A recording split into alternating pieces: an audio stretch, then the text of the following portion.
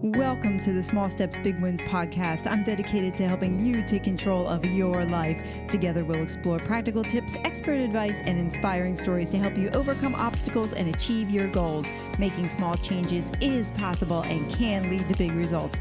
Are you ready? Let's go do this. Debbie, I'm so glad you're here. This conversation is just a continuation of the phone call that we had last week. And so to me, it's going to be an epic conversation no matter what direction we go in.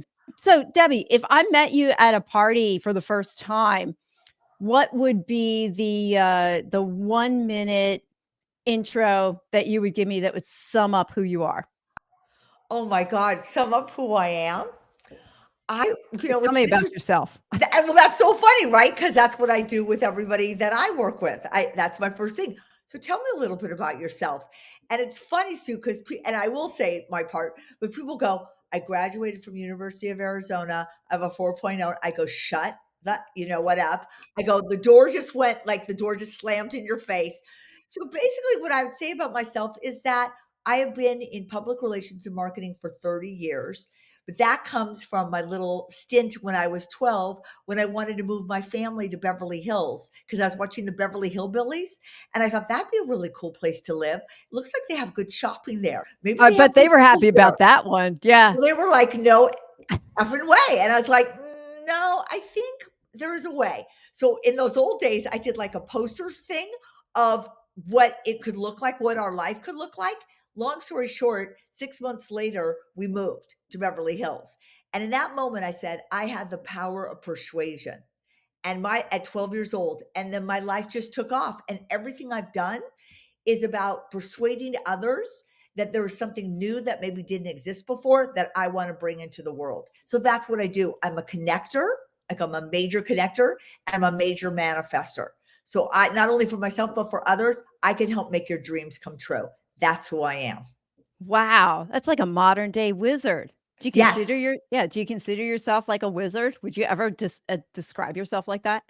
I do a little bit, to be honest. Or people say that to me. They just say, Deborah is a major manifester. Because, being able to do that for my family when I was 12, and then subsequently when I had my PR and marketing firm, I would take people who were nothing, honestly, Sue, the week before, and I'd get them on the Today Show or Good Morning America, whatever. And then, of course, they'd ask, when am I going to be in time? And I'd go, excuse me, you were nothing last week. Nobody knew who you were. Now everybody knows. Let's just go slow to go fast. So yes, it's just it's innate ability that I've always have. I always see gaps in the marketplace that need to be filled. That's what I do. Well, isn't that the definition of a successful entrepreneur is that you see a need and then you go meet it? That's correct. So out of your story, the brief minute that I gave you to share your story, there were two things that came out of it. The first was a manifester. Uh-huh. So would you define that? Because Yes. because Yes. when you hear it, it's like I have a vague definition of what that is. And before you define that, before I lose my other thought, you practiced the art of vision setting and goal setting to make that poster, to set that intention. It really just exemplifies the fact that when we put our intentions out there, when we start speaking about those things we want to become, they will manifest That's themselves. correct. And you did that at such a young age. So define manifestation. And it's Sue, I just want to not correct you, but what we want to become. It's what we are. And people, it's all like, I want that. I want to make money. It's not a want. I am. And when we put into the universe, I am this, I am living in Beverly Hills, I am going to open up a PR firm in New York. And everybody would go, but you have no background of that. It was just, I knew. And I say, sometimes we know what we know, but we don't know why we know. Because, and I want to define that because growing up, it's all like, well, what are you going to do? What are you going to do? What school are you going to? What extracurriculars are you doing? Are you going to go into finance? And we never ask people, who are you? And I wish that we could go back into the school system or whatever and define who you are. Now, you might be a firewoman when you're in fifth grade, but that thinking of who you think you want to be, if we keep asking, who are you? Who are you? And I'll give you an example. I teach in an adult camp for entrepreneurs. So I not interviewed this girl, but it was a topic called how to shift your shit, because we get so marred and we get stuck. Because if we don't ask who are you, then in what you're doing, it's like I excavate people. So, just more shit gets like done, gets poured on you. And then we become adults, and then it's so hard to take off all of that. So the point is, I said to her, what are you, RT? And she goes, well, I just graduated from Cornell and I have a 4.0 and I just raised $5 million to do this and blah, blah, blah. And I go, who are you?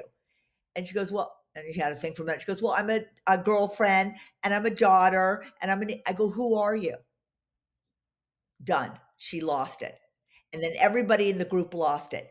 Because when you really get down to who you are, if you don't know who you are, and I don't mean from like knowing, I'm feeling like from intuition, that's where you put out where you can manifest. It's like, I am this, or I am an author. And then you just put it out to the universe, and then all the people you meet just starts to guide you.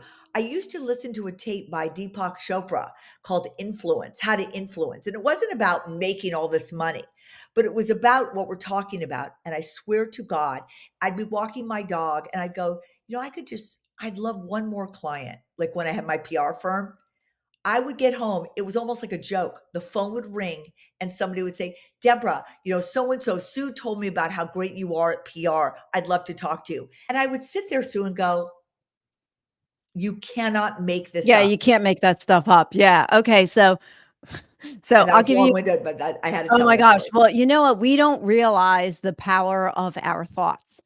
And we don't realize the power of our words and how forceful they can become. And the little story you were just sharing made me think of what had happened to me about manifesting. And it's a funny story, but it's not a funny story. I was listening to an Ed Milet interview with Tim Tebow. I Yeah. pronounced it wrong. Tim Tebow. And during Tim Tebow was like filled with the spirit. He was on fire. Yeah. And at one point during the interview, Ed said, he's like, yeah, people listening to this in their cars right now are speeding down the highway and they're probably going to get a ticket. That was the first time I listened to it, was at home. And I'm like, oh yeah, I'll probably wind up getting a ticket with this, listening to it. And about a month later, I'm driving from my home in South Carolina to Pennsylvania. It's 7:30 in the morning. I'm going through Virginia. And I'm replaying this interview because it was just that good. And it resonated with me at the time. And sure enough, wouldn't you know it, Yeah. I was going faster than I should have. Next thing I knew, I got pulled over and Yeah. I got a ticket right about at the same point in the interview where Ed brought that up the first time. And every time I think about manifestation, I go back to that example, and it reminds me and it humbles me on how important and how powerful our words are. And really be careful what you manifest. Well, you have to be careful of your thoughts. You have to rewire every day. If I have thoughts, I will rewire them. I'm an NLP. I have a certificate in NLP, which is neuro linguistic programming, as you know. And it is very important that our thoughts are just thoughts, but you can direct your thoughts into manifesting what you want in the world. And especially for entrepreneurs or people in leadership, it's very important to do that. Because, right, and from your thoughts, then you can create the words that you want to create what you want in life. And I'm not surprised at that, because, as I said, like I'd be walking the dog and I would just think, this is what I want. And then I'd come back and get it.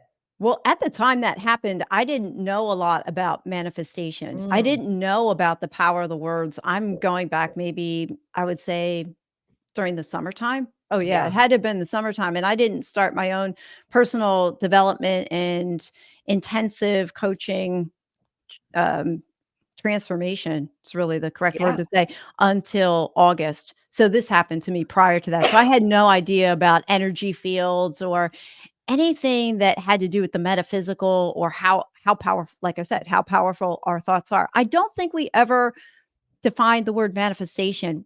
How would you define it? the ability to use your thoughts and words, to your point, to create your world. We have the ability to create whatever we want by using our mind and reframing any doubts, any thoughts, and then using those words out to the universe to create them. Okay. Now, can I play devil's advocate for a minute? Mhm. What if somebody tells you that's bullshit? I would say that is your model of your world, and welcome to your world. And that's why you're where you are. And that's why I'm where I am. Oh, that's a good response. I Thank mean, you. honestly, because you're right. It's what we create in our minds and how we Yeah, see, how we view the things that are happening to us. We could either take it as positives and turn it around and use it to our advantage, or we could wallow it and play the victim. that's right. And you know what? When you lose all of those labels on oneself, like being a victim, not good enough, limiting beliefs, and all of those kinds of things, that's like what I help people do is to remove the limiting beliefs. We are just limited by our beliefs.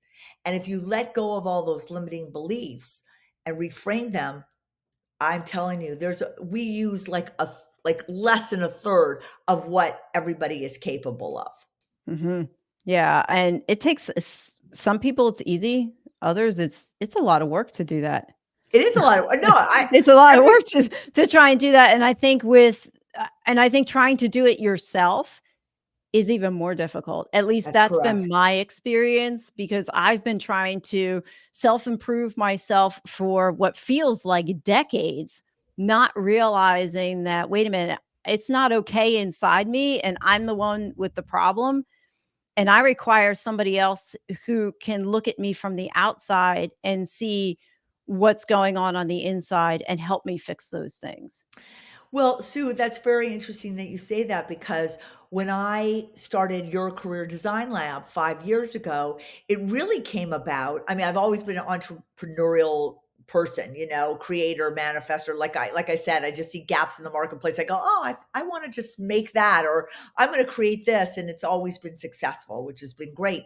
But with that, I had a lot of moms call me and they go, "Deborah, Abby has an internship in Chicago, but she doesn't like what she's doing. She's ending up watching Netflix." And I go, "Well, why doesn't she just speak to her boss?" "She can't do that." I'm like, "What?" And then I go, "We'll have her write an email." She goes, "She can't do that." And I went, "Up, okay, there's a problem here. There must be other people like Abby who are in internships and the world's changing." And I did a deep dive. And before I knew it, I literally had a successful company from the minute I started. Because what I would say to your point about coaching, I can help to architect, design, and curate your young adults' dream career because parents don't know how to do that. They think that they do, but it's all, did you send out the resume? What'd you do? How was the job interview? And we go back to the eighth grade thing where we need to, it's a whole reframing of how to speak to young adults. And like you say, as a coach, give them things that perhaps they didn't get growing up so that they can let go of all that. I excavate them and get all the shit off of them so they can go out in the world and rock it. Yeah. I mean, there's no class in high school that says, "Hey, this is how you should present yourself," or dig deeper or find out or ask yourself the question who you are. What do you really want to become? What is your authentic self? And it's so true because for all the kids, that's exactly what I say to kids, and they just literally have tears. "What do you mean I don't need to figure this out, sophomore? You mean I do?" And that's why I created a program actually of all the programs I've created called How to Go from College Life to Real Life. Because how do you? How do you figure it out? And as I said, it's completely changed. It's all who you know connections. And because of COVID, they really lost that art, if you will, of like what you were having here or what you just told me before. It's all about how we connect. And these kids, for the most part, don't have a clue. Right, right. Who And you that's know. not a judgment, but it's No. how do you connect in a Yeah, way. it's who you know determines where you go. 100%. And if you're just hanging out there watching Netflix, playing video games, ask yourself, where are you going? That's exactly right. But to your point, Sue, when we go back, I have a thing called the to-do list. And the first question I ask these kids as I'm excavating is, what were you doing in your room or outside? You pick the age 8, 10, 12, whatever that you can remember, when you were just lost in your joy and happiness. And the flow of time just passed before your mom called you for dinner. What were you doing? And we get into a deep dive. And the reason I bring this up is a lot of kids say they were playing video games. But what they realize in talking about video games is they love the competition. They love to figure out. That's why they want to be in finance. So now we take that into a story. So when somebody says, a finance person says, so Sue, tell me a little bit about yourself. You can say something like, well, as far as I can remember, I was a video game addict, not for the point of playing, sitting on a couch, but for the part of figuring out how the game was played, what the numbers meant, and you see now I get a real understanding of who you are. Mm-hmm. Yeah, you find out what the driver is beneath you. Have you That's heard of right. Joseph Campbell? Well, okay, now you're freaking me out because you literally read my mind, because when Okay. I go to colleges and universities, I play the hero story. Oh my gosh. Joseph, Okay. So I was watching Joseph Campbell, the documentary on that's right. him. Yeah, Finding Joe. And he talks about your bliss. As they interviewed everybody who was in that movie, they're talking about finding your bliss. And that's exactly what you were just talking about, where you go Dude, into, yes. that's the movie. Okay, you're blowing me away right now. That is the movie that I show. I edited down to 15 minutes that I show at every college, every university, and every new client that I work with. I Wow. play Finding Joe. I played the part where the guy talked about being a lawyer and he was having like a nervous breakdown. He had to quit. And then he started the thing. I just showed it to a client of mine who was a lawyer. Tears were running down his eyes. Okay. Okay. Wait, I got to stop you right there. That was Brian Johnson, right? Right. Okay, so I interviewed Brian Johnson last week. He wrote a book called Arte. So Brian's in my sphere. And that's who I interviewed last week for the podcast. He also has an app called Heroic. And they also have a coaching program called Heroic Coach, of which I joined Heroic Coach, not necessarily to become a coach, but to become the best version of myself that I can. But that's Brian Johnson's story. He will tell that he was a lawyer. It's brilliant. He's read over 600 books and Are you annotated 600 serious? books. Yeah. Yeah. Yeah. I'm right. I have never, in all the podcasts I've been on, this is really, this is incredible. This is incredible. Nobody's ever brought up Finding Joe, and this is my total jam. This is what I do every day, is show the Finding Joe. I And bet I you can't it's even believe more blowing you away that I interviewed Brian Johnson last week. unbelievable. That must have been really something to interview him. It was an amazing interview. It just flowed. He is a beautiful human to talk to. And what I really enjoyed the most about interviewing him is that I could ask really deep questions like we're doing and Yeah. taking deep dives into what it is that he loves to do and what drives him, and to go a little bit below the surface. Yeah. And somebody who really jumped off the deep end in those days where you didn't quit law school. You'd be looked at as like a loser person, Mhm.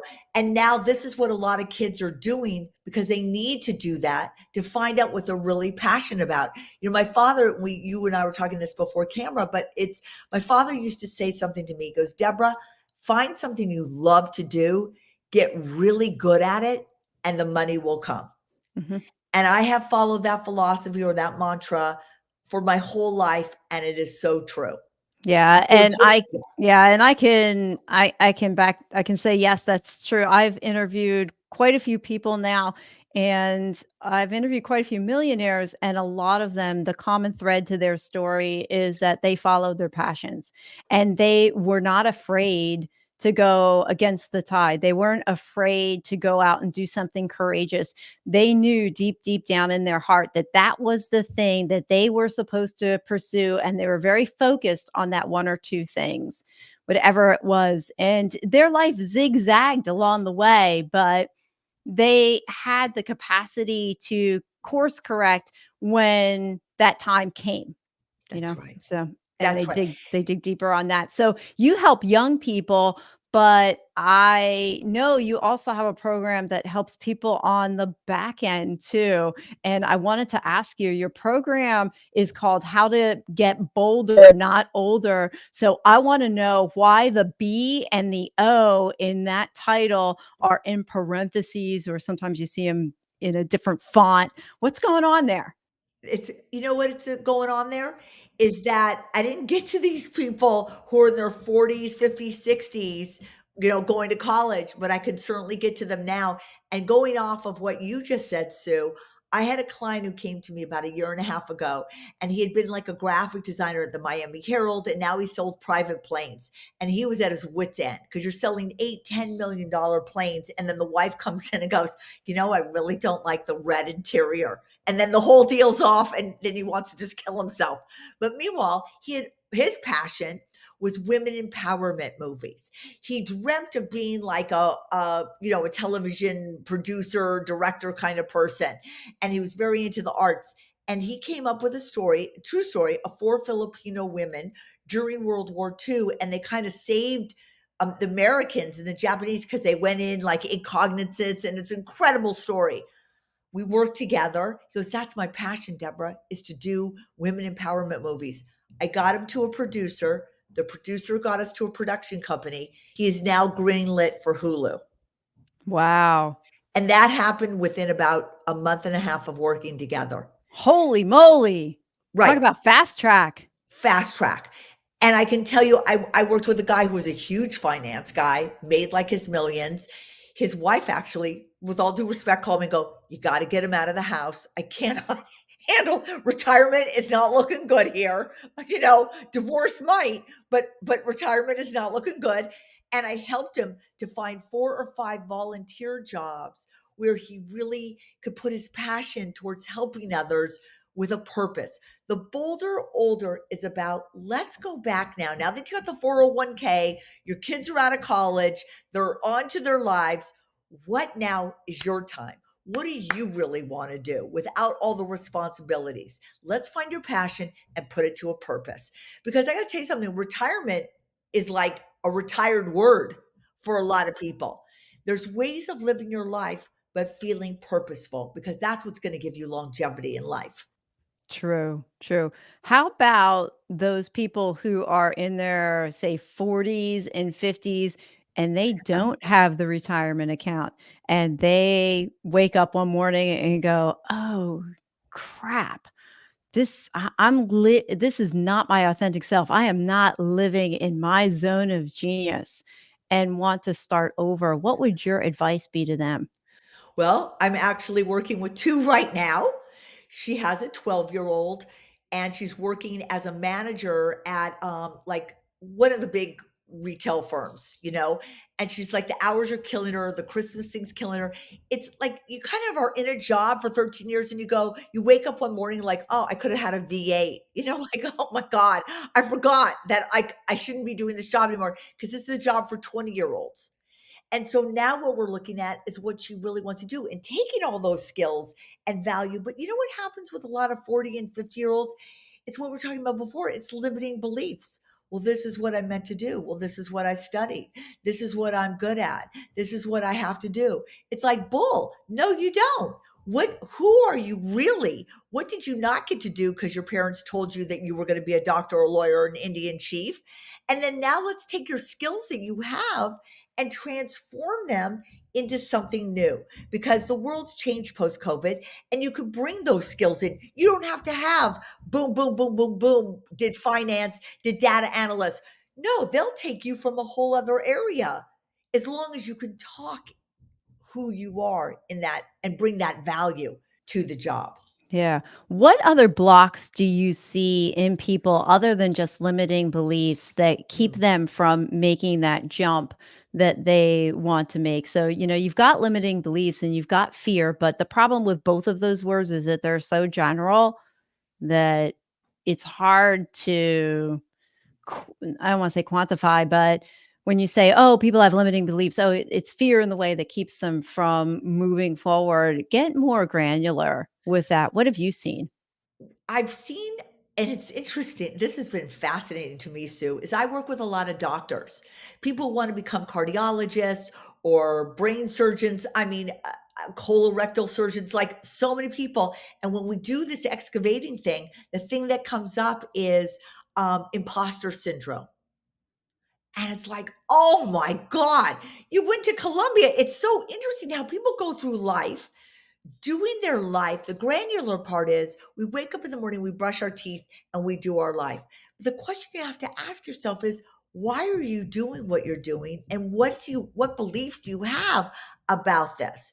So I try to clean that up for them, because there is a reason why they're becoming it, other than their parents said you'd be a good doctor.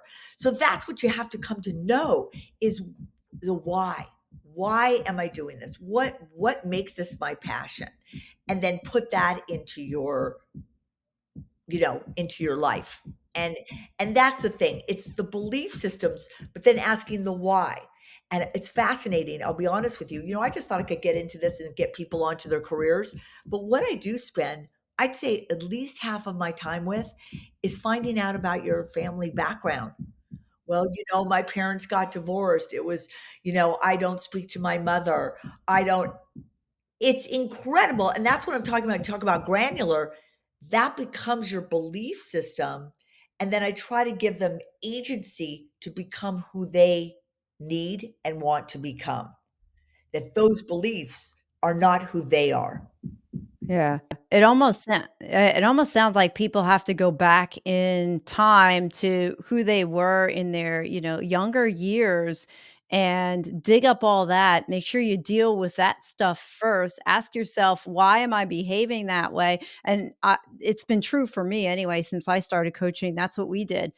I realized that I wanted to get from point A to point B, but then I also realized, oh, wait a minute, I need to go back and figure out what my limiting beliefs are, what things were imposed on me that happened to me when I was younger, and then deconstruct that stuff, deal with it. And then once you deal with it, you can move on from it too. It's interesting about the imposter syndrome in your definition. How do you define imposter syndrome? I think imposter syndrome is just a a belief, like a non-belief in ourselves, of our essence of who we are. And Sue, you're spot on. That's exactly what I have to do. And I tell people, I'm going to excavate you, and we're going to have 2 2-hour sessions a week. This is not a therapy office where it's like, well, thank you so much. That was 45 minutes. Pay up. I'll see you next week. I go deep, and I'm relentless in the questions, because I won't let people get away with that. And I'm telling you, there are tears, there are emotions, because nobody asked them, who are you? So they want to be that person, but they got a long road to get there, with, you know what I mean? By asking those questions. So imposter is just it's just something that gets put on us at some point in our childhood. I mean, it could be as stupid as like taking dance lessons, and one of your little friends comes up to me and goes, "You're not on toe yet. You're just going to be in the ensemble." That could be a belief that's like, "Oh, well, maybe I'm not a dancer." And this is why it's so important that we bring this up, like we were talking about before, in schools, because those little things, it's not just your parents. It could be a teacher. "Oh, you're shy, Sue. We're going to put you in the ensemble. I don't think you really are good for the lead." Like, shut up. And they need to be educated. It's just a whole, like, down the line, that we could give people and elevate people to their abilities. And that's why I say about being bolder, not older, that let's now, no matter what age, be bold in your beliefs, in who you are, and go after it. I think, don't you think it all boils down to empowerment first fueled by awareness? Yes, but you know what I also find, Sue? It's self-empowerment. I can't tell you how many people I have, and this generation that I get, is parents of 32-year-olds call me. And they're like, John, I'll just make the name up, but it's like Johnny doesn't like his job and she knows everything about Johnny. And I go, well, Johnny is 32, so he needs to call me. And what I'm seeing is our generation of parenting. That's why I also have a program called Launchpad Parenting, that we got to push them out of the nest by a coach, to be honest with you, because that belief, if we push them out with all the beliefs that the parents gave them. And I would say to the mothers text me every day, I saw this on LinkedIn for him, should I send it, and I'm like, oh my God. And the kid just had no agency. And what I mean by agency is the conversation that we're having. You can't empower someone. It's that old adage, you can't bring a horse to water if they don't want to drink. What we need to do is teach people how to drink, why it's good for them to drink, and let them taste the water and then slowly bring them across.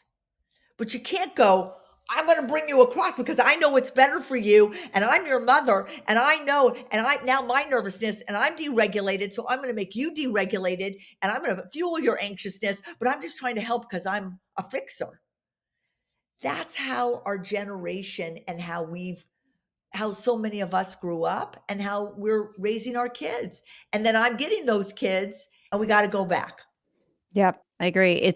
Well, as they say, parenting doesn't come with a Yeah. manual. You No, just get it. And Um, I mean, my kids are in their 20s, almost 30 now. My oldest is 28, 27. Gosh, I lost track. Yeah, now I feel a little on the old side, but they are in their 20s. And I had a very wise parent tell me long time ago. She has, I believe it's 6 or 7 kids. I can't remember. She said to me, "Your chief responsibility as a parent, Sue, is to train your children to leave the nest and not come back."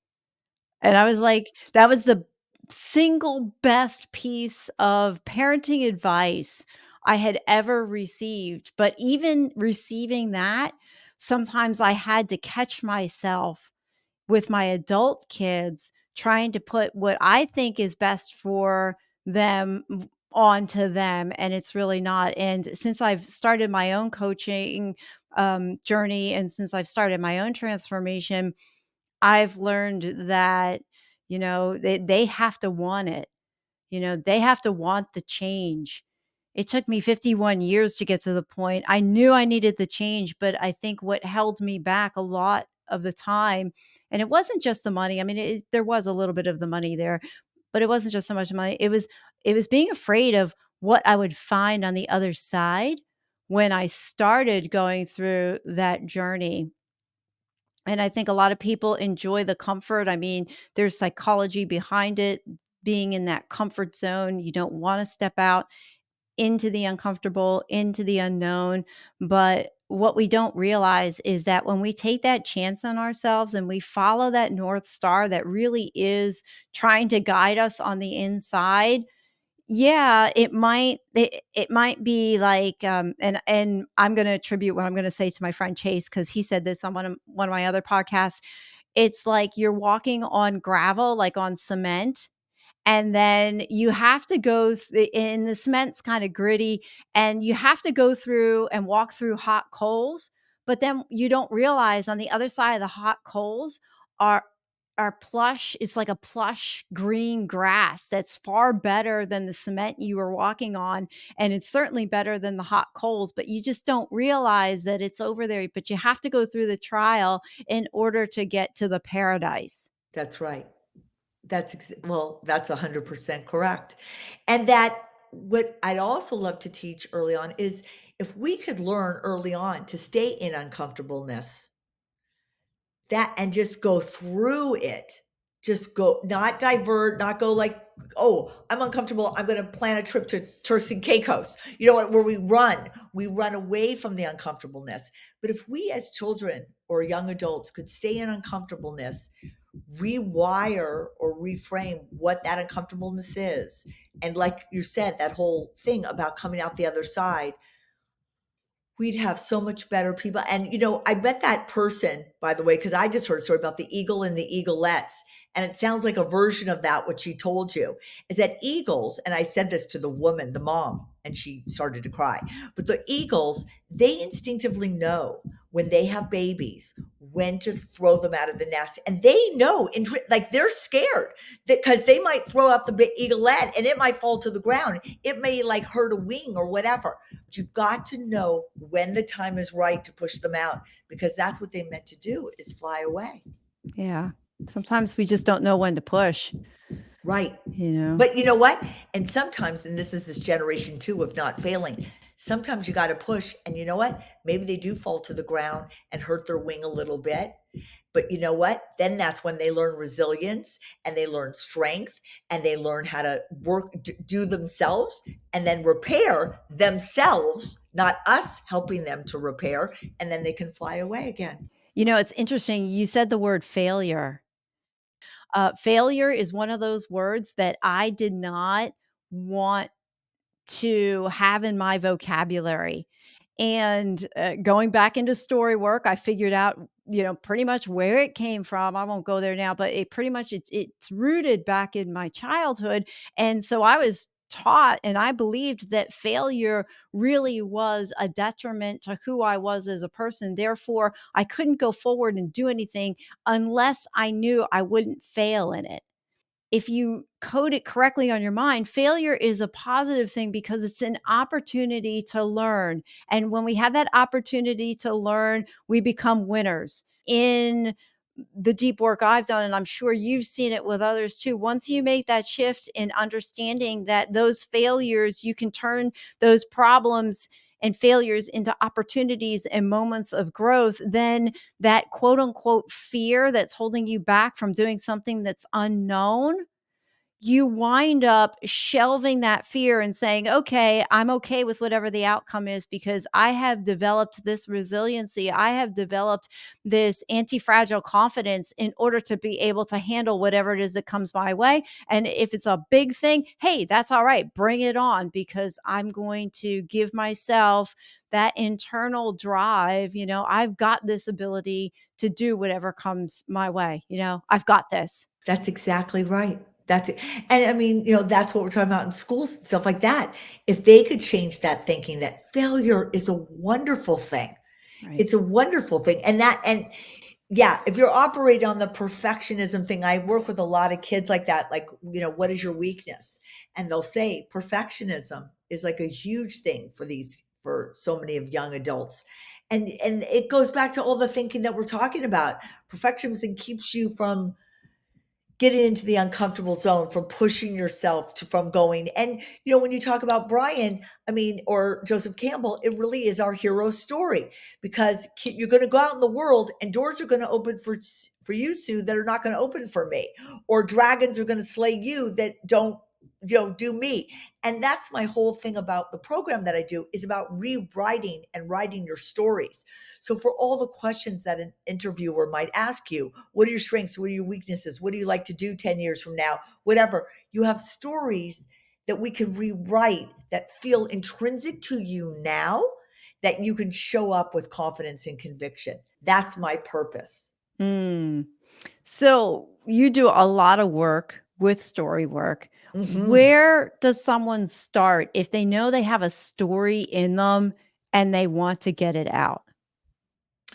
Well, it depends if it's looking for a new career or wanting to do something really spectacular. My program starts with that to-do list where I've got those real interesting questions that make you go back in time when you were kind of pure. Because from that pure essence is what I want to bring out again. And you should see people get lost in those they love it. It's like they don't want to come out from there because they feel safe and cozy. You know what I mean? And that's how we write the stories from there. And having been in PR and marketing for 30 years, I'm able to write those sound bites. So you could tell, it's so interesting, Sue, when I'll say something, tell me something about yourself from the to-do, and then, from the to-do list. And I can replay to you something that you said and they'll go, oh my God, I can't believe you said it like that. As if I wrote it, I go, I'm just rewriting what you just told me. And that makes it even more unbelievable because they're like, I said that?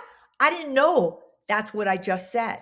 Yeah. You see what I'm saying? Yeah, we So this become so familiar with our stories that we don't recognize the Exactly. magnificence that's in them. The funny thing when I met my coach for the first time, well, actually, I've never met him in person. We were talking on the phone and he asked me a question and I'm going blah, blah, blah, blah, blah, blah, blah. And I say something like, yeah, I want to become the person they never thought I would be. And then I started blah, blah, blah, blah, blah. He's like, wait, stop. He's like, what did you just say? I said, I don't know. I was just talking. I was just talking. I don't even know what I was saying. He's like, "No, you said you want to become the person they never thought you would be."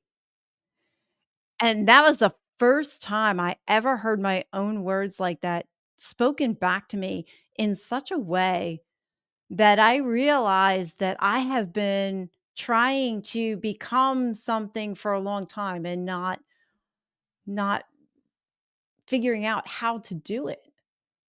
But to actually now become that person they never thought I would be. And that's a whole leftover bag of potatoes from grade school and high school and stuff like that, where somewhere along the line I heard the comment, well, you're never gonna be much of anything. You That's just it. just be a housewife and just be a mom and sit back and let your husband pay Yeah. for everything and go to work. And you go back there and it's like, "Oh, wait a minute. No, I think I've got a little bit more inside me." So the flip side for people who know they have stories, there's a flip side. What would you just say to someone that says, "I don't have a story worth telling. My life's boring and bland." How do you draw out of them when they're coming from that type of limiting belief? Oh my God, that's the funnest part, to be honest with you. And I'll share something with you. I had a girl who goes, I really want to be in sales. I think I could be good at sales. She was like at the front desk at like the Four Seasons down in Brickell or whatever. And I just had this intuitive sense. And I said, Sophia, I think there's something from your childhood. She goes, well, I don't know. And this is probably nothing. But when I was 5 years old, I really wanted to buy food in the cafeteria. My mom wouldn't let me. So every day she made me salami sandwiches, 5 slices in a piece of bread. And one day she opens up my Door Explorer. She's telling me the story, but she had nothing, right? To your point, I don't know. I just want to be in sales. She goes, and one day my mom opens up my Door Explorer backpack and out falls $20 bills. So she goes, Sophia, what is going on? So Sophia thought, maybe her mom thought she was like a drug dealer, but she was 5. So there was like no way she could be. But anyway, so she's over and she had to fess up. She goes, well, you don't allow me to buy food in the cafeteria. So I sold each slice of my salami for $5. This is in kindergarten. This is a true story. And everybody would line up and they'd bring $20 bills or $5 bills and they would pay her $5 for each slice. She could have sold the whole sandwich. She didn't. She should go, too bad you have to eat pizza and hamburgers. I get to eat the salami. And she'd go through this like from Italy. She'd make up some whatever. So she got all, I go, my God, that's your story. So it was that's exactly the point, Sue, at 5. So we crafted that into her story when somebody said, "Tell me a little bit about yourself." Needless to say, every job that we set up for her in sales, she got every single one. Just on the question, "Tell me a little bit about yourself," because that showed it was in her DNA. That's not a course she took in college on sales and marketing. It was nothing outside of herself. She It could was put over intrinsic. her banner like, I'm a master marketer at 5. I was crushing, the clothes at age 5 selling salami. That's correct. That's correct. And that was That's that is like the amazing. greatest story. When I tell that at colleges and universities, the mouths go like this, but that's the point. That's what we do. I'm nothing. Oh, wait, I remember. I Mhm. remember. I remember. We deconstruct the memory into a new story that could be told that has such richness and value. And that was her Mm. story. That's the greatest story I ever Yeah, I told. think so, hands down. I like that. What do you find most fascinating and fulfilling about what you're doing now? Oh my God. Sue, so much at my age too, that I can follow my passion and put it to a purpose to help people. There's a thing, I think there's like a psychological thing that when you're in your 50s and 60s, your job is to share your wisdom. That's like your only job, is to find out what that wisdom is and then to share it. And that's what I feel I'm doing. I'm sharing the wisdom to young adults, and it keeps me young because they then tell me about their girlfriends or the boyfriends or the dates they had. And it's just so cool to get into their world. And I'll be honest with you, it kind of is repairing for me my childhood too, that I am good enough, or maybe I always was, because now I can help people that were kind of in my shoes. It's just the most rewarding thing. I mean, more rewarding than having my big PR firm in New York City, to be honest with you. Because you know what, also, it's not coming from ego. It's where I'm at in my life right now. I'm not dealing with egos. If anything, I'm dealing with fragile egos to rewire and reframe them, and then watch them go off to their dream career in New York because they were able to tell stories that brought value to them. There's just nothing better in Yeah, life. how does that make you feel deep down when you see these kids go and succeed like that because you brought them there? It's incredible. And you know what though? It's like, did I bring them there or did I help them? You help them. I helped As soon them. as I had the question and leave my lips, I realized that as a coach, even as a parent, as a friend, we are facilitators. We are the ones that help people see what it is that they can't see. So we walk alongside as opposed to being the catalyst. And isn't the end game really to empower people, as we talked about before, to have them see their inner potential, to have them see their inner drive so that they don't need us anymore? That is correct, To Sue. a point, we all need somebody. It's a very lonely if you think you don't need anybody in this world, but I think But to we're, empower people to be able to do what they're being called to do. Well, exactly. And as a coach, being aware of your foibles or your strengths and weaknesses, but be in a place where you don't need to push them or like, oh, look at me, look at me. It's not about that. It's look at you. You've got it. You have what it takes. And you can go off into the world now. It had nothing, in a way, and really, I believe this, it never has anything to do with me.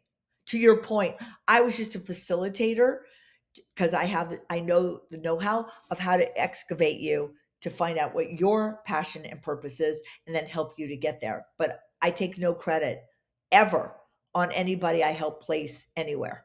Mm, And that actually feels good.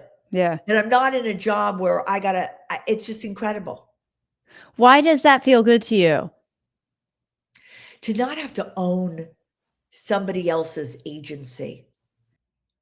That's a lot of responsibility, as mothers and raising our kids, right? We always thought what was best for them, what they should do, because everybody else. I've come to a place where societal thoughts about things, like I'm sure that you're with moms too. It's like I used to be in these high areas, and a lot of people on this podcast, probably mothers that can relate to this, is, when you're at prep schools and stuff like that. I would go, so Sue, how's Julie doing? Well, Deborah, Julie will be going to Brown because she's been doing this kind of work in Elizabeth, New Jersey, helping kids. And, I don't know about that, but, she just scored like perfect on her SATs. And then like, you get so deregulated. Oh my God, I'm not a good enough mother. I'm not this, I'm not that. And then on your kid, are you doing that? Are you doing what Julia's, So I could easily do that with clients, right? It's like, oh, well, yeah, and to let go of that and what society says, and just be pure in your intentions, Mhm. is so freeing. I can't even tell you. I thought you were gonna say that. You have accomplished a lot in your Mhm. life. You've had 2 very successful, businesses that you built in New York City, and obviously what you're doing now, you absolutely love. What's your definition of success? My definition of success is finding what your passion is in life and just following it, to your point, what you made before, whether you fail, where you fall flat on your face, whatever, To die and not have followed, I'm going to like get emotional, but to die and not follow a passion, your passion, is just not a life lived, in my opinion. Yeah. And do you find that the money follows? A lot of people, the definition of success is, oh, I have a fancy car, I have a big house, I have 10 fancy cars, I have all of these material things. But Yeah. really, No.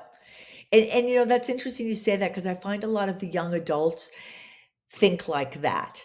Well, if I become this, if I make this amount of money, and I repeat, like, you're looking outside of yourself because that's the way we were brought up. So you're looking outside. When you're looking outside of yourself for validation or a thought that you think that's going to bring you stuff, you're on the wrong path. It cannot be from outside. It has to be here. And it goes back to loving yourself. I have to tell you, I was watching a video of my daughter when she was 5 years old. I guess we were like in Boca or something. So it was her birthday. And like a mother, I was like, so tell me about yourself. I think I was doing this like way before, but I said, so what does it feel like to be turning 5? What do you have to say for yourself? In the most innocent way, I just couldn't believe it. I don't think I heard it until this last. She kind of looked up and she goes, I love myself. And I go, oh, why do you love yourself? She goes, because I really do. And everybody should love themselves. And I was like, okay, it only took me 60 some years to figure that one out. But, that's the pureness of 5 years old yeah, before it I was was. just ready to say that's the children when they're so young like that, they don't have all the garbage That's right. on them that gets piled on in their, oh, I don't know, starting at whatever age that you're old enough to embody the stuff that gets piled on. And then by the time you hit 50 or 60, if you like you said, if you don't have that agency, if you don't have that way of dealing with all of it, then it's just layer upon layer upon layer that needs to be peeled off. But the good news is that we can peel it off. It takes That's hard right. work, but it's me personally, I'd say it's absolutely 100% worth it. It's hard Absolutely. when you're going through it, but it's 100% worth it. And when you're peeling it, just know you're going to cry.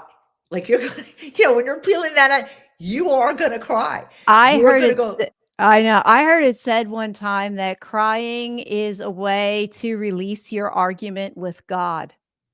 I love that. And talking to you, Sue, I don't know about you, but I think the world has changed so much that I can only really speak to people now with that kind of depthness and the work that somebody has done. To talk small talk, Yeah. it's almost like I don't have the bandwidth for it anymore. So I get to speak deep every day to clients and I Yeah. love it. But There's a yeah, fulfillment there that happens, and to your point, I agree with you too. I can't do the small talk stuff. "Oh, it's raining out. Oh, it's this. Oh, it's that." And I think the awareness of that for me was really hit home by reading Michael Singer's books. Are you familiar with Michael of Singer? course I am. Yes, of course you are. So there's the Surrender Experiment, there's Love the that. Untethered Soul, and then there's Living Untethered. And I'm just about done Living Untethered. Everyone I speak to, those are the trilogy that I highly recommend. Those are the 3 books that have brought me to a higher awareness of myself and the seat of self and the self-talk and the brain that never shuts up and that roommate there that I realize I don't have to listen to. That's You know? exactly right. And of course, Joe Dispenza. Yes. Yeah, that too, breaking the habit of being yourself. And that's really what we're talking about here. It's the self that we're brought up with is not the only self that you die with. In between that is the work that you're talking about, the work that I'm talking about, that you can have many selves because we do. We have many parts of ourselves and coming to love those parts. And that's what expansion becomes and evolution. Singer talks about energy. He talks about your presence. He talks about quieting the mind and meditation and the things that go on in the metaphysical that have no explanation. And I think we touched on them before too, where you say these things and then they happen. But a lot of times it goes a lot deeper than that, though, doesn't it? It's not just about things that are happening on the outside. It can also be a transformative journey that happens on the inside as well. Yeah, I think it happens simultaneously. It is the quieting of self, it's the quieting of your mind, not having that rhetoric in there that creates a space to then create the life you want. Then it's like a blueprint, like I'm putting together a blueprint. I'm going to put it out to the metaphysical, God or whoever. And he's like, oh, let me look at this. Oh, here's the person that will help you to build your house. And it's just incredible. And it does has no explanation. And it doesn't have, I used to go, how did that and have to ask the question. It's like what you're saying about Singer. It's completely surrendering to the unknown. And it's interesting, Sue. I had sometimes I feel like, I know it sounds weird, but I can get myself into like this fifth dimension where it's not like 3D, like 3D here on Earth or 3 on the Earth. And it came up with, like M2 squared, like on a blackboard, like on a whiteboard. I had uncertainty equals anxiety. No, plus anxiety equals control. Mm. Because I used to be such a control freak. Oh, me And too. I realized that, thank you, right? Recovering. Yeah, And recovering control freak. Once you read Michael Singer and the surrender experiment, you Right. realize that there is absolutely nothing under your control except your thoughts. You can capture those and you can control that, but beyond that, you can't control the weather. Why complain about it? You can't control what your spouse does. Why are you fighting against it? It doesn't matter.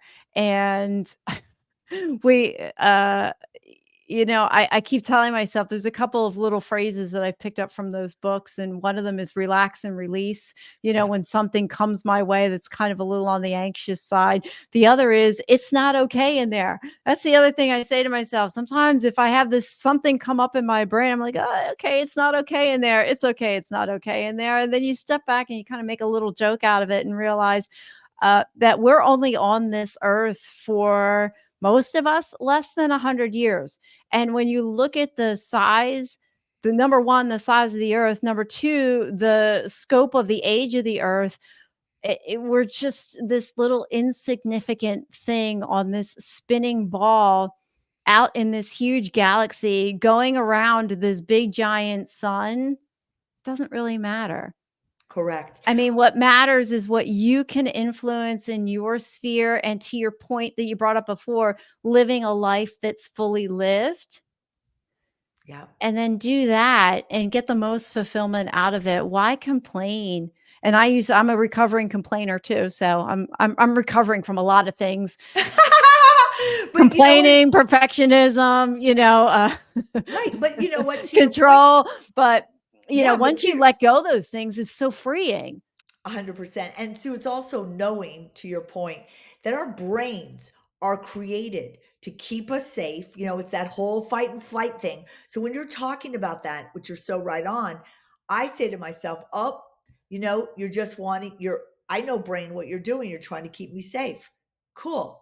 I don't need to be felt safe right now. That's just a fallacy. Yeah. That's just the way your brain is created. Yeah, I've heard it explained as your ego talking Yeah. to you on the inside. Oh, the ego goes, "Oh, you don't want to quit your job right now. This is what you've got." And when I have that ego voice, and I've learned to recognize that. That wasn't something that I was aware of until I started all the self-development stuff. Yeah. So now when that little voice kicks in and goes, "Don't quit your job. Don't do that. You're going to blah blah blah," and it goes down this path of things that probably aren't really going to happen anyway. I say, thank you, little voice. You got me this far, but you can't come with me because I want to go somewhere else now. Thank you. I thank the little voice. And then I tell it to say, okay, Just go back shut in up. your little home. I Shut just up. tell them to shut the Thank you. hell up. Yeah. I just Damn say, effer. okay, I don't want to hear Shut from up. you now. I Right. know. You're Shut the F up. They just shut up. Sometimes you have to yell at it you too. do. Sometimes my coach is good for that. He'll do it. He's like, oh, old Sue's popping up there, isn't she? And then as soon as he says that, I go, oh, it's like you make that. I can't snap really well, but you make that reframe and you realize, wait a minute, I don't have to live in that old version of myself. It will pop up, but it's how long does it take me to recognize, recover, and reframe when I realize my old version shows up?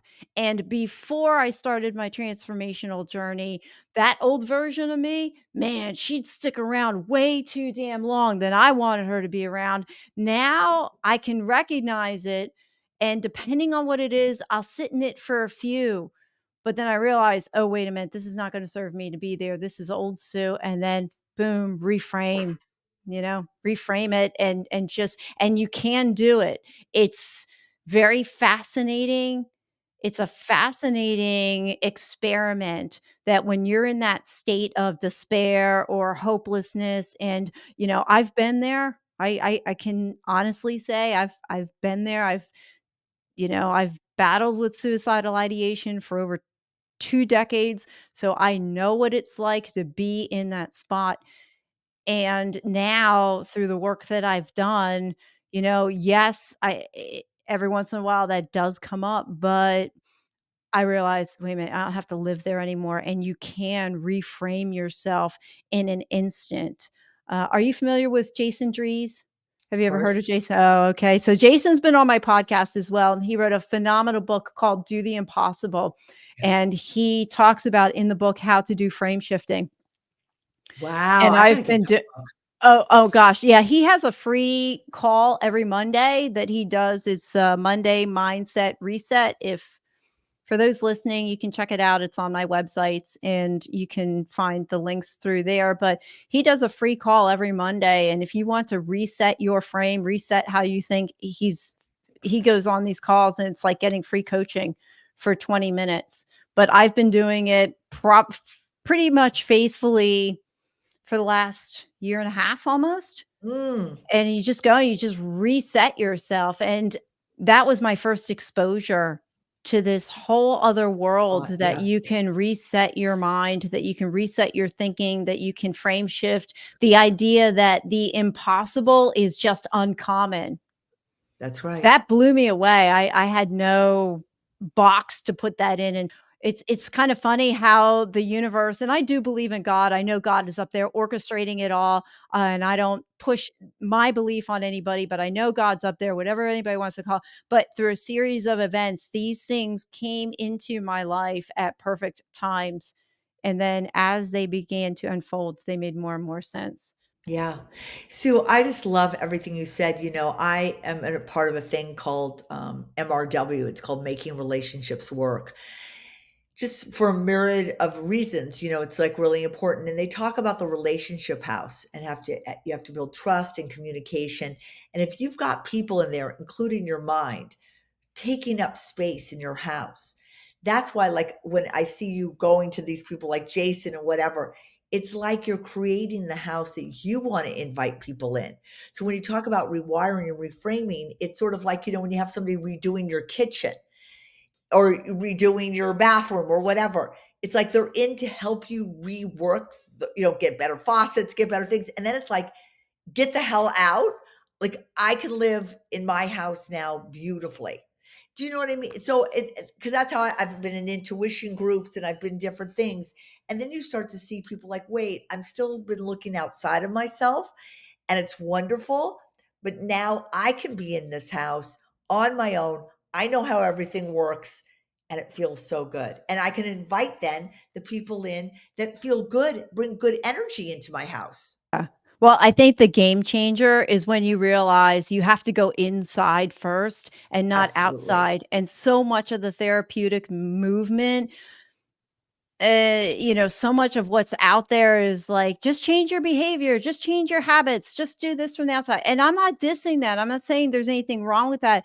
But lasting change and core change really does need to start with inside first, because once you get Everything. that inside right, then the rest of it falls into place. And I was just reading that in the Untethered Soul. He So just that's true. what he was talking about. He's like, you're not going to get it from your spouse, you're not going to get it from the house you live in, you're not going to get it from your car, your job, anything outside of you. You're just you might temporarily, but it's not going to last. So you need to 100%. really go inside first and find out what's going on Yep. in there. And to your point, I think all of these new methodologies, like all the people that you're mentioning and stuff like that, and really the onset, if you will, of meditation, how that can change your mind. That typical psychology, I've been speaking to a lot of psychologists, to be honest with you, are losing patience. Which Because patients? yeah, The exactly. I just physical thought of that. ones or the physical ones or the actual like what's the I don't want to say adverb verb, I can't remember. Not the physical patients, but Right, but the patient, the other right. patients. But both in a way, because that kind of no longer works either, to just come to your point of coming in telling your story, because telling your story in its form that you're telling it is not making you work through it. But the people that you're talking about, that I talk about, that we watch and we listen to, help you to reframe the story, not just keep telling it for 12 years and go, wait, and then them sort of helping you to keep in that story. That to me is like the all-time biggest bulldozer of crap moving forward. Like, wait, I don't. And now it's interesting too. Like, I have somebody who tells me their story. I go, Tammy, you're telling your story. She goes, well, no, I'm just venting. I go, I know. But when you're venting or telling your story, you're staying in the past. You're not talking about anything about your future self. By telling that story and by venting, you're staying in a story that A, no longer serves you, is based on the past, and is not helping you become what you want to become now. How much of us sit in that negative rumination and you just keep going back there. It's like, oh, I could have done this, I could have done that, I could have done that. And I'm just speaking from my own experience. My epiphany moment came the day that I realized that I can't change that thing that happened. And how much I ruminate over it thinking I could change it and get a different outcome, and I just convinced myself that, "Oh, if I just keep thinking about maybe if that circumstance comes up again, I won't make that same mistake." That just takes a lot of mental energy, and a lot of that is bullshit anyway. So it's like, let it go. Once I realize to let it go, then I can move forward, and it was 100% freeing for me. 100%. So, it's so funny you say that, because growing up, or being married and everything, it was like I could walk into any room and it was story, you telling your story, I'm telling my story, we're telling stories, we're story. Now I swear to God, because of all the work that you've done, that I've done, I can sit on my balcony and not talk to anybody for a day, and I am the happiest person in history. And if you would have said 100%, to Deborah 100%. that, wait, Deborah didn't make a phone call, Deborah didn't text somebody, Deborah didn't have that need to talk to somebody. If I don't talk to anybody, I am the happiest person in the world to just sit and be. Because when you don't have stories, it just leaves room for, as I've said before, is creating the world I want to live in, what I want to be and do. It's very interesting. And then when I come across somebody who's telling their story, I almost go to the fifth dimension. I'm like, all right, I'm going to give 5 minutes to listen to this. Like, honestly, what you were saying, and we were saying about the no. And then I'm like, I don't have the bandwidth, and I will own that to excuse myself with no shame or blame on myself, and all those things that we learned about shame and blame. We don't leave a room, whatever, and be perfectly content. Yeah, yeah. Well, I mean, it's twofold. If you really don't wanna go into that space where you wanna help them with their story, That's right.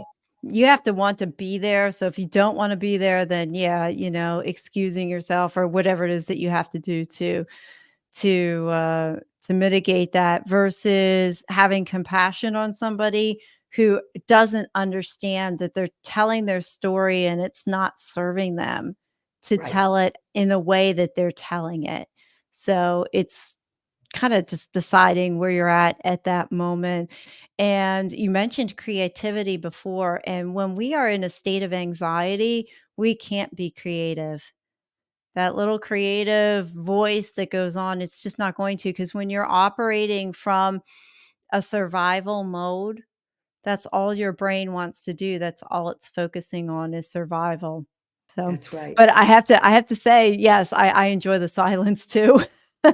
Right? I love what I do. I love podcasting, but on days where I do interviews, I do have to decompress at Yeah. the end of the day, and just go into my room and like turn not turn off the phone and not be on the computer or anything, just to just to be with myself for a little bit. But Yeah, I and love what I do.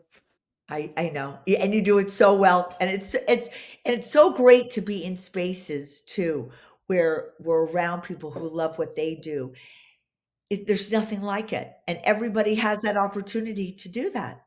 I was just ready to say all of us can do that. We just have to step outside of our comfort zones and press into that space that feels uncomfortable, because there's a beautiful life on the other side of the uncomfortableness. Well, as we close, what is one small step that someone can do today that's going to help them change their tomorrow?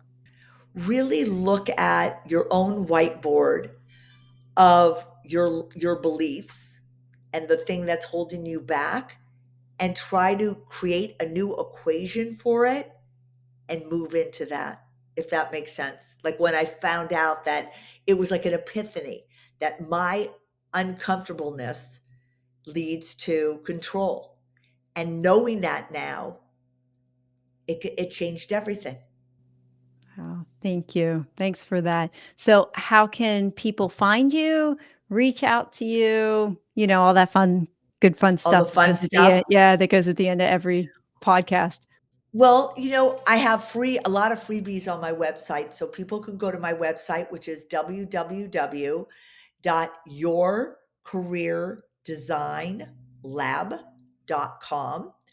And then all my Instagram and Twitter and everything is Your Career Design Lab, and or Debra Cooper at gmail.com, or info at yourcareerdesignlab.com. I offer free half-hour coaching sessions if somebody's exploring trying to get into a new career, or trying to become older and not older, or things that they need to talk about with their kids and are finding, blockages because they're still acting like they're in eighth grade, and which is like so depressing for a lot of people. So to how to have a better relationship.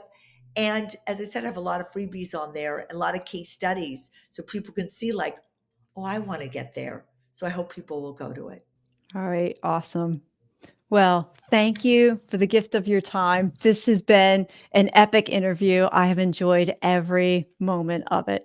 Me too, Sue. Thank you so much for doing this. And I'm so proud of you. Keep going. Thanks.